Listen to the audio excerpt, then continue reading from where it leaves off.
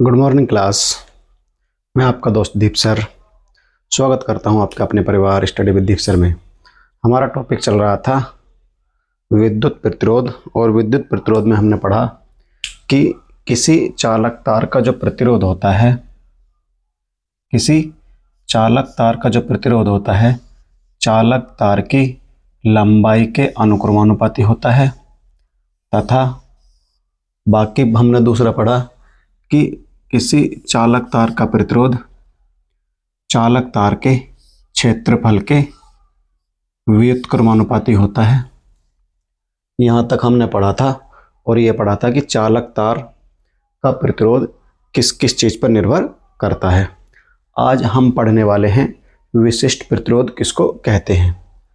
तो जो किसी चालक तार का प्रतिरोध था वो लंबाई पर निर्भर कर रहा था, उसको मान लेंगे हम समीकरण नंबर 1। और दूसरी समीकरण जो थी उसमें किसी पदार्थ का क्षेत्रफल चालक तार के व्युत्क्रमानुपाती था, इसको मानेंगे हम समीकरण नंबर 2। इसको मानेंगे हम समीकरण नंबर 2। अब इसको और इसको एक जगह मिला देंगे तो ये हो जाएगा, जब समीकरण 1 और समीकरण 2 को एक जगह मिलाएंगे तो ये हो जाएगा R अनुक्रमानुपाती L upon A। R अनुक्रमानुपाती L upon A। तो हमने क्या पढ़ा कि किसी चालक तार का प्रतिरोध चालक तार की लंबाई के समानुपाती तथा चालक तार के क्षेत्रफल के व्युत्क्रमानुपाती होता है। चालक तार के व्युत्क्रमानुपाती होता है। अब जब ये वाला व्युत्क्रमानुपाती का चिन्ह हटेगा तो एक नियतांक आ जाएगा। एक क्या आ जाता है? नियतांक। तो R, जब इसको मैं हटाऊंगा अनुक्रमानुपाती वाले चिन्ह को, तो एक नियतांक आ जाएगा रो, इसको हम बोलेंगे रो। और ये ऐसे ही आ जाएगा L upon A। L upon A। L upon A, जहाँ रो जो होता है एक नियतांक है जिसे विशिष्ट प्रतिरोध या प्रतिरोधकता कहते हैं। ये हो जाएगा विशिष्ट प्रतिरोध, विशिष्ट प्रतिरोध। ये किसी चालक तार का विशिष्ट प्रतिरोध या वैद्युत प्रतिरोधकता इसको बोलते हैं। वैद्युत प्रतिरोधकता, वैद्युत प्रतिरोधकता इसको हम बोलते हैं। यहाँ तक आपके सबके समझ में आया। अब हम चलते हैं आगे। यहाँ से हम तिरछी गुणा करके इस रो का मान निकाल देंगे जो विशिष्ट प्रतिरोध या वैद्युत प्रतिरोधकता कहलाता है। तो निकालो। जब हम यहाँ से तिरछी गुणा करेंगे, जिसके बट्टे में कुछ नहीं होता उसके बट्टे में 1 होता है। तिरछी गुणा करा, इसकी गुणा इससे करेंगे और इसकी गुणा इससे करेंगे। जब 1 की गुणा रो L से करेंगे तो ये आ जाएगा रो L बराबर RA। RA। यहाँ से हमको रो का मान चाहिए, किसका? रो का। रो बराबर RA अपॉन L।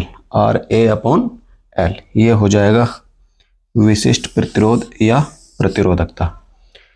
दूसरे शब्दों में परिभाषा हम कैसे पढ़ेंगे विशिष्ट प्रतिरोध या प्रतिरोधकता की? अगर किसी चालक तार की लंबाई 1 मीटर, किसी चालक तार की लंबाई 1 मीटर तथा चालक तार का क्षेत्रफल 1 वर्ग मीटर लिया जाए, तब विशिष्ट प्रतिरोध चालक तार के प्रतिरोध के बराबर होता है। तब विशिष्ट प्रतिरोध चालक तार के प्रतिरोध के बराबर होता है, अर्थात रो बराबर R। रो बराबर R।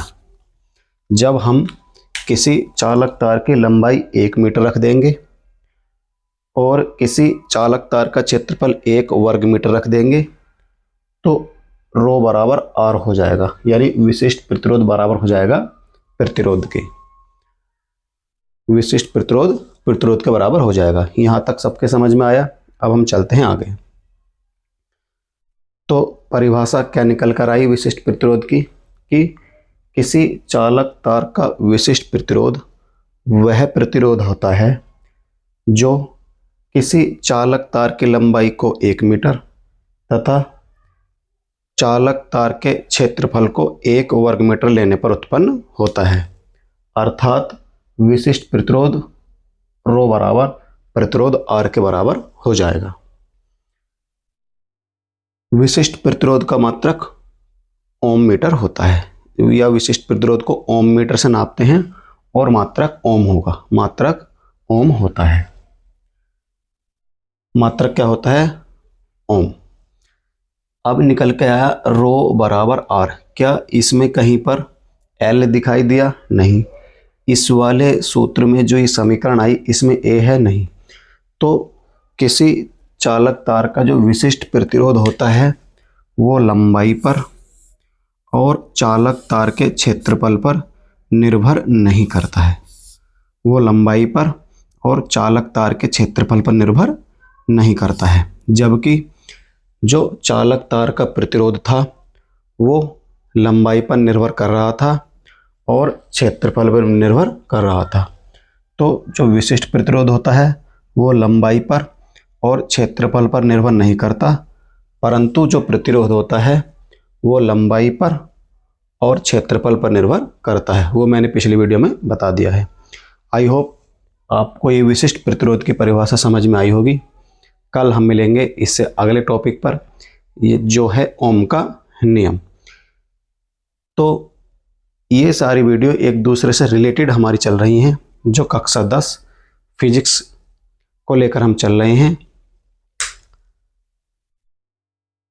कल हम चलेंगे ओम के नियम पर। मिलते हैं नेक्स्ट वीडियो में।